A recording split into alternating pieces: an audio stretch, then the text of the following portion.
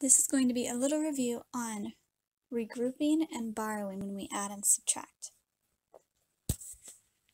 So first things first, when we look at these numbers, it's important to understand the place value or what each of these numbers represents.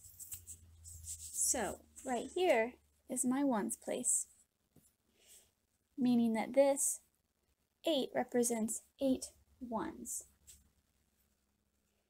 And this is my tens place, meaning this 3 is actually 3 tens, which would be 10, 20, 30. So this 3 represents 30, and the 8 represents 8 because of the place value. And we're going to use that to understand why we have to regroup when we add. So when we add numbers, we always start all the way on the right side where the ones place is.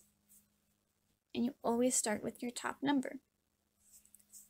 So we have 8 right here, and we're going to add 2 to it. 8 plus 2. Now some of you might know that right away. Some of you do it with your fingers, or you can even draw it out. Whatever strategy helps you get to the answer is the best strategy. Whatever works for you, as long as you get the answer, is awesome. In this case, I know that 8 plus 2 is 10, because 8, 9, 10. Now, my first instinct is to write 10 like that, but I'm going to show you why I can't do that. If I look at 10, and I mark my place values, so my tens place and my ones place, I need to match my place values up with the problem. What I mean is right here, I have a 0 in the ones place. So I want to put this 0 in the ones place of this column. Right here, my 1 is in the tens place. So it needs to actually go in the tens place over here. And that's when we regroup or carry our 1 up here. Because if we were to put this 1 in the ones place, it would represent 1 instead of 10.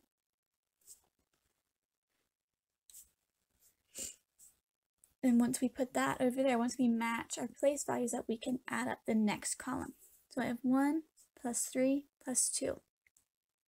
1, 2, 3, 4, 5, 6. So 38 plus 22 equals 60.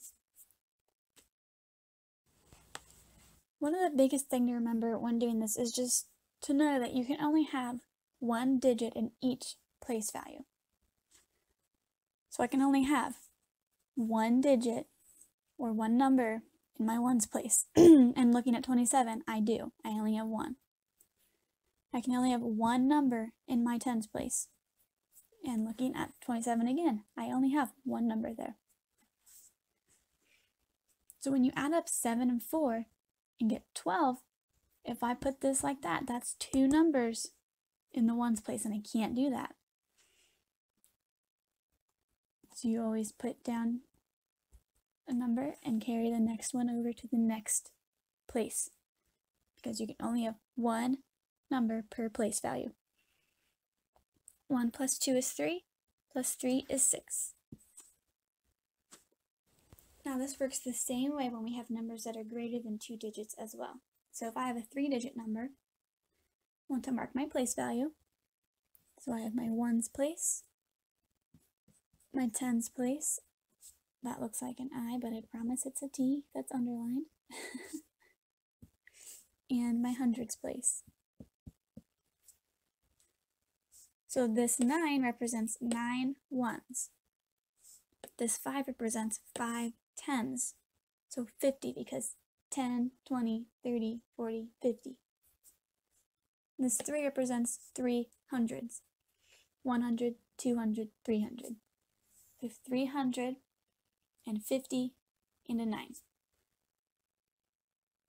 Now when we add them, we're going to do the same thing. We're going to start over on the ones place. Start at the top. We have 9 plus 2 is 11. And I can't just drop both ones right there, because if I look at 11, in my tens place and my ones place, I have one of the ones in the ones place, but the other one's in the tens place. So I put one of them here, and I carry the next over. Now I have 1 plus 5 plus 4. 1 plus 5 is 6, plus 4 is 10. And again, I cannot just drop my 10 right there, because that's putting two digits in the same place value, and that doesn't work.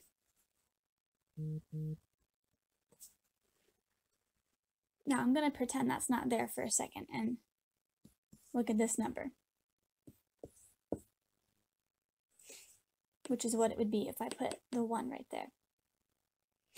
If we have 101, we need to look at our place value. Our 1 is in our ones place, our 0 is in our tens place, but this 1 needs to go to our hundreds place. I'm going to carry it over here. 1 plus 3 is 4, plus 1 is 5. So 359 plus 142 equals 501.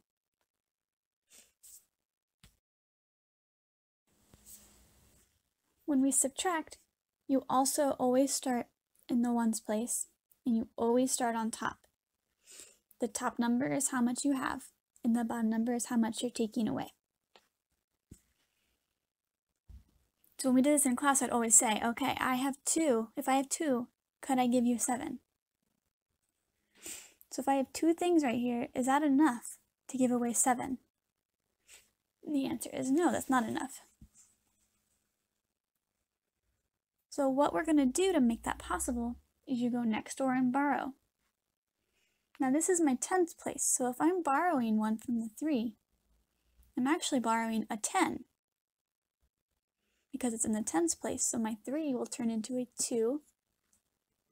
I'm going to take the 10 that I borrowed, add it to my 2, and get 12.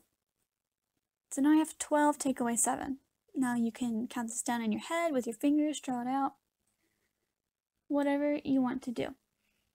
I'll draw it out just to show you that strategy. So if I have 12,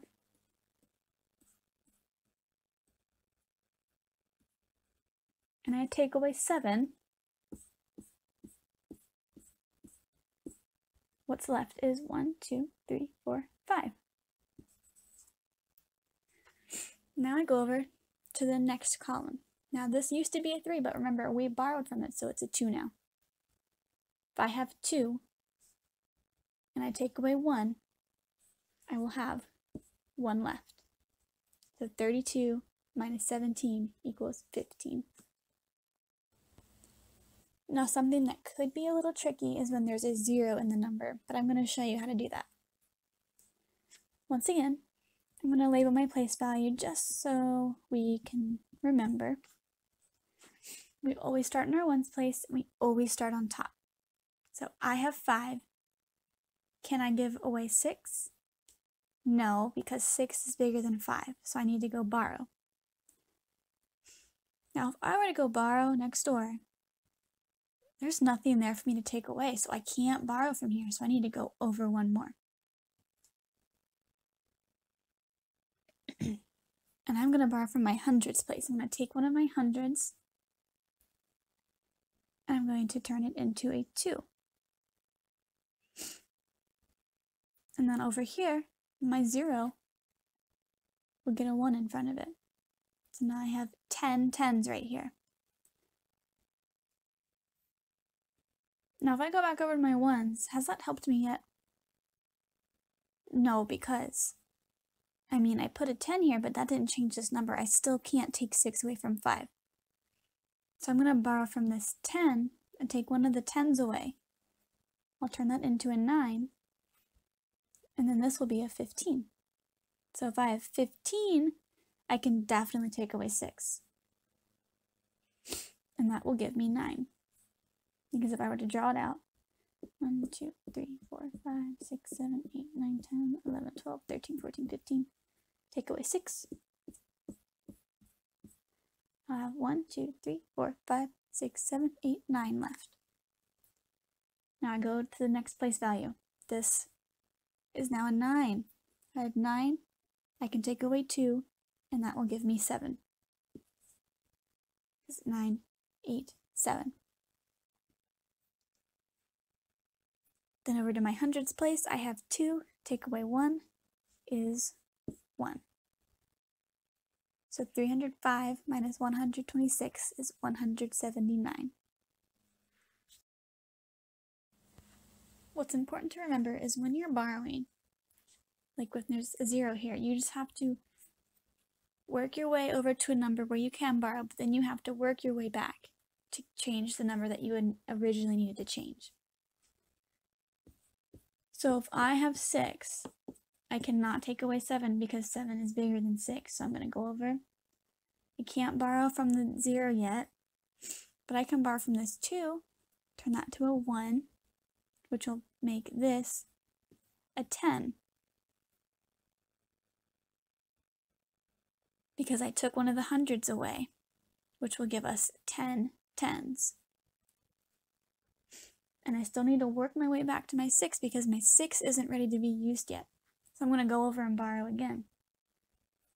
I'm going to take one of my 10s, which makes it a 9, add a 10 onto my 6, get 16. Now we have 16 take away 7, 16, 15, 14, 13, 12, 11, 10, 9. 9 take away 8 is 1. 1 take away nothing is 1. 206 minus 87 is 119.